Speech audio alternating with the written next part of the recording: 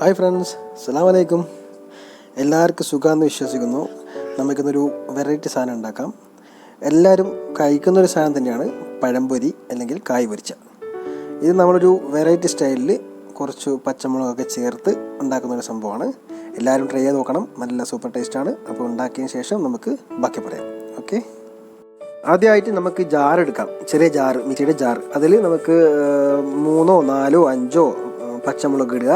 നിങ്ങളെ എരിവിനനുസരിച്ച് ഇട്ടാൽ മതി. കൂടുതലോ കുറവോ ഇടാം. അതിനുശേഷം കുറച്ച് കറിവേപ്പിലയും കൂടി ഇട്ടിട്ട് നമുക്ക് നല്ലോണം അരച്ചെടുക്കാം. അതിനുശേഷം ഒരു ബൗൾ എടുക്കുക. അതിൽ 1 കപ്പ് മൈദ, 1/2 കപ്പ് പഞ്ചസാര, 1 ടേബിൾ സ്പൂൺ അരിപ്പൊടി, 1 പിഞ്ച് ബേക്കിംഗ് പൗഡർ, 1/4 സ്പൂണ് മഞ്ഞൾപ്പൊടി, അരച്ച് വെച്ച മുളകും കറിവേപ്പിലയും ഇടുക. അതിനുശേഷം നന്നായിട്ടങ്ങ് മിക്സ് ചെയ്ത് കൊടുക്കാം. മിക്സായിക്കൊണ്ടിരിക്കുമ്പോൾ കുറേശ്ശായിട്ട് വെള്ളം ചേർത്ത് കൊടുക്കുക. കുറച്ച് കട്ടിയ രൂപത്തിൽ ഉണ്ടാക്കിയെടുക്കണം. ഏകദേശം ഞാനൊരു ഒരു കപ്പോളം വെള്ളം ഉപയോഗിച്ചിട്ടുണ്ട്. അപ്പോൾ നിങ്ങളത് കാണുമ്പോൾ മനസ്സിലാവുമല്ലോ.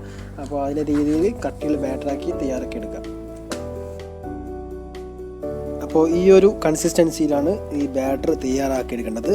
അതിനുശേഷം നമുക്ക് 2 കായ് മുറിച്ചെടുത്ത് വെക്കാം.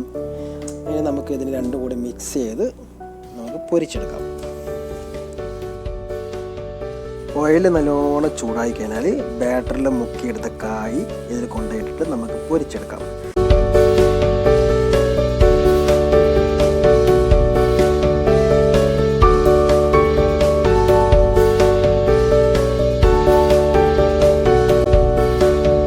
ഭാഗവും കുറച്ച് രീതിയിൽ പൊരിയുന്നത് വരെ മറച്ചിട്ട് കൊടുക്കുക. എന്നിട്ട് പൊരിച്ചതിന് ശേഷം നമുക്കതെടുത്ത് മാറ്റി വെക്കാം.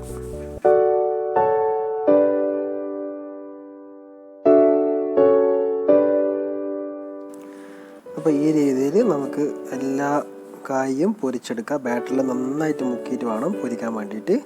അപ്പോൾ എല്ലാം നമ്മൾ 2 ഭാഗവും നന്നായിട്ട് പൊരിച്ചെടുത്തിട്ട് നമുക്ക് സെപ്പറേറ്റ് ഒരു പ്ലേറ്റിലാക്കാം.